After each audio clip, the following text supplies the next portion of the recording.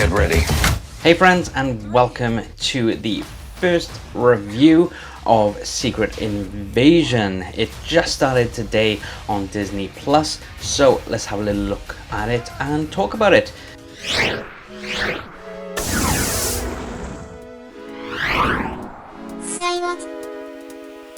Hey guys, so yes, first episode, which is called Resurrection, and yeah, I thought it was pretty good overall. So we're gonna have a quick little non-spoiler chat first, and then we're gonna get into some nitty-gritties. So as always with first episodes like this, it's gonna be very slow, but there was some action in it as well. So, well, quite a bit of action in it really. So that was a bit surprising for me, and I did enjoy that, because this can get a bit heavy. I think this one can, because you don't know who to trust and things. The Skrulls are shapeshifters that we see in Captain Marvel, and there's a bit of a civil war going on with them at the moment now, because some of them are a bit angry that Fury hasn't helped them find a new home, so they pretty much want to make home on Earth. That's pretty much the gist of the story, but you don't know who's who really, and we'll talk about that a bit more in the spoiler section. But overall, it's like, it was really good. It is dark and gritty. There's a little bits of humor here and there, but I don't think we're going to see as much humor in this. I think it is going to be a really gritty one, kind of like how Falcon and the Winter Soldier was, I do believe. That one is a bit more dark and gritty to others. It's like even with Moon Knight, you still had a lot of goof in it. I don't think there's going to be much goofing around in this series, really. Again, we're back to the what happened after the blip, because now we got Nick Fury's side of it, what happened to him really. So I think we're going to be exploring that this season as well. So I'm really interested in how this all goes along, really, because I haven't read all of the comics for this. I do need to up my game on that. It's going to be completely different, because in Secret Wars and Secret Invasion, there was a lot more superheroes, and I think in this there won't be any superheroes. We do see War Machine in it. He has a very brief moment in this film, but I think that might be all we'll see, but who knows. So music wise, it was really good. It's nothing memorable. It's like with WandaVision, you had those really cool theme songs, and Loki, everyone knows the Loki theme song. Captain America of Falcon and Winter Soldier, again, it's kind of like Secret Invasion. It's like, it's good, but it's forgettable. You'll never know. If it comes on Spotify, you'll go, oh, that's the Secret Invasion song. Nah, maybe we'll get more of a heroic one, but it's not that. It's an espionage series in the end, so it is going to be very low key. But saying that, it was pretty good. I enjoyed it, but talking about the titles, I love the animated titles at the beginning. There's a lot of it's all animated in very almost abstract-y way of art. So it's a very good style art, because some of the faces you can't tell if they're human faces or Skrull faces, and that's what they're going for there. And some of the faces you do see change in. It's like Nick Fury at one point, face starts turning into a Skrull on the animated titles. Just to be clear, that's not a spoiler. That's just talking about the things. I'm not going to say in these spoiler things who's Skrull and who isn't. Don't you worry. The acting in it, I thought was amazing. It's just a standard really now, isn't it? It's like for these proper MCU ones, they are all great actors when they're taking this very cinematically as well. So I do believe that I think it's gonna be twists and turns of the whole thing, because you're not gonna know who's who. You're not gonna know who's a Skrull and who's a hero, because the Skrulls can change into the heroes and things. So that does keep you on edge, and it kept me on edge at the beginning and at the end as well. It's like I had my inklings, but yeah, that was quite interesting there. What else can I say? Just a random thing. Samuel L. Jackson is an executive producer on this. It seems like every main character now for these series is an executive producer on them. It's like, okay, so if you are now a leading character in an MCU show, you will be an executive producer, I think, sometime. But there we go. But that is it for the spoiler-free review. Now, I will be doing a full review at the end of the series, so make sure to come back and watch that. If you haven't seen the episode yet and you don't want any spoilers, then please do pause the video here, go off and watch it, and come back and get involved in the comments. I always want to know what you guys think, because this is just my opinion of these episodes, and I will hate some things and you will love it, and vice versa as well. So, and I'm always open to hear other people's opinions as well. So that is enough for your spoiler warning. So we're going to go into spoiler territory now. And we kick off with Ross getting a phone call in Moscow. Now, we've seen this footage before if you've followed us on our social media, on our Twitter. Disney Plus and Marvel did share out a cryptid message, and you had a passcode, and you had to put in the passcode, and you saw the first 5 minutes of the first episode. So I've seen that before, but it cuts to the fight scene. And then I thought Ross was going to turn into a Skrull when he was getting choked, but he didn't. And then he was getting chased by a mysterious person. So you're led to believe it's like, because I thought first of all he was a Skrull, definitely a Skrull.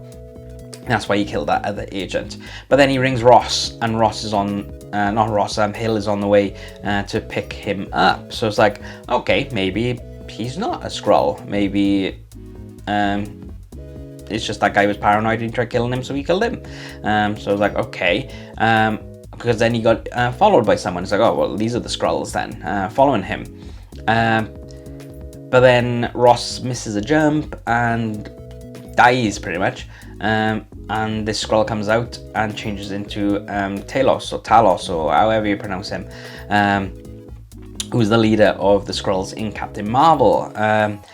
And he's like saying, like I was after him, pretty much. Like it's like he's not Ross. And as this body is dying, it turns back into a Skrull. So yeah, so it's like instantly, it's like, are they? Aren't they? It's like, who knows? Who knows? And it's like, is Hill? But no. So I thought that was really cool. You have a quick little meetup then with old Fury, Nick Fury, and he's looking very much like an old fisherman at the moment. He's got a bad leg, and obviously he hasn't been on Earth for a while, so Earth's gravity is probably a bit strange to him too. There is a comment that he can't see well out of his good eye, because like it doesn't look like there's anything wrong with his eye because he doesn't have his patch on anymore, but no, apparently it is. And in the conversation between Talos and Fury, you learn that Talos' wife has died, and their daughter has run off, pretty much. So this is 30 years difference now between Captain Marvel and now. So instantly my mind went, so Gaia, the character is, she's joined this group because she was angry at the fact that they haven't found a new home and stuff like that. So my mind went straight to that. And at the end, you find out, well, towards the end, you do find out that Gaia is Emilia Clarke, who is in this this other faction, this rebel faction. And yeah, so she kind of turns up a little bit. Does she turn to the good side? Because she tells Talos about the attack that's going to happen, that's going to end up making America and Russia at war with each other. It's like, but then at the end, it's like the backpacks were empty. So did she set them up? Who knows? Who knows? So that was quite interesting there. But Olivia Colman did a really good job, and I'm really looking forward to knowing about Sonia, her character, a bit more. Nick is a bit different, and that's the whole thing in this. They say, like Maria Hill says, and Talos says, and Sonia, Olivia Colman says it as well, that he's different since the blip. Now, that is quite interesting. So I think we are going to find out what really happened to him after the blip, because obviously the Avengers were kind of disbanded before the blip and stuff. So he really wasn't and Shield was, because he was dead, wasn't he? And then he came back and stuff like that because he didn't really die. And all that, yada yada yada. That's all the different histories there. So I'm interested to see what happened to him, what changed him.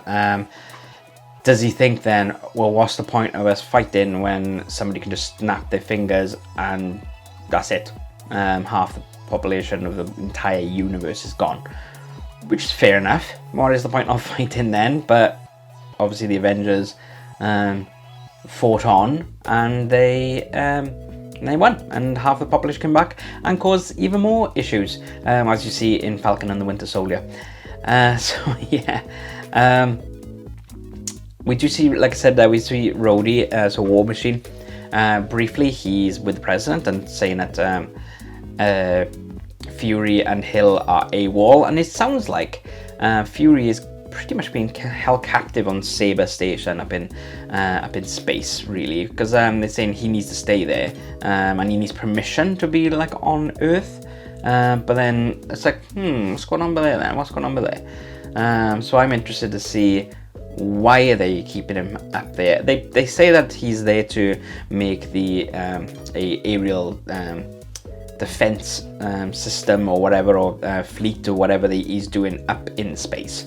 But it's a bit curious that they're making him stay there, and now they pretty much wanted things, really. And I think that this whole explosion at the end of the episode, because it was bait, they even say that it was bait, was to get those three there, Hill, Fury and Talos there, to frame him, pretty much. And then the leader of the Rebel Skulls disguises himself as Fury and shoots Hill, and she does actually die, which was like, oh wow, okay, that happened.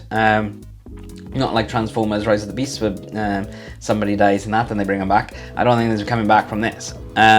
So she's dead now, and Fury's there. So obviously he runs off and leaves her body there. So they will find out. That's an American. They find out it is ex-Shield operative Maria Hill, and they'll know. Then they put two and two together. So that's how Fury then will be a wanted man.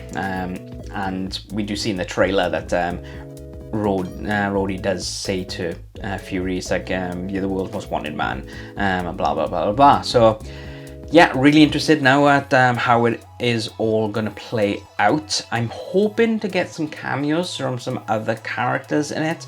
I don't want it just being all human and non-superhuman-y or hero-y. I think we kind of need something in there, but I highly doubt we're going to get anything in there. Because obviously Captain Marvel is going to be in the Marvels coming up in November, so we're not going to get her in it. We've got War Machine. We're not going to get Tony Stark in there because he's done. Obviously Steve is an old man now. I highly doubt we're going to get the Falcon and the Captain America and the Winter Soldier in it. But saying that, will we I think this is a great precedence for getting US Agent back in it before they do Thunderbolts. So who knows. Yeah, so overall really enjoyed it. Can't wait to see where it goes. Can't wait to learn more about Fury after the blip. I can't wait to know more about Saber, because I think that is coming as well, because we don't really know much about that other than post-credit scenes. Yeah, really enjoyed it. I will be back, like I said earlier, with a full review of the entire series once that is finished. So that'll be great. So please do keep in contact. Come pop all your comments down. I want to know what you thought of the episode. What was your favorite bits? What bits didn't you like? And things like that. It's like I can't really pinpoint anything that I didn't like so much really just yet. Usually it gets around about the episode 4 or 5 mark, and I'm like, what's going on here? So we'll see whether that happens again on that.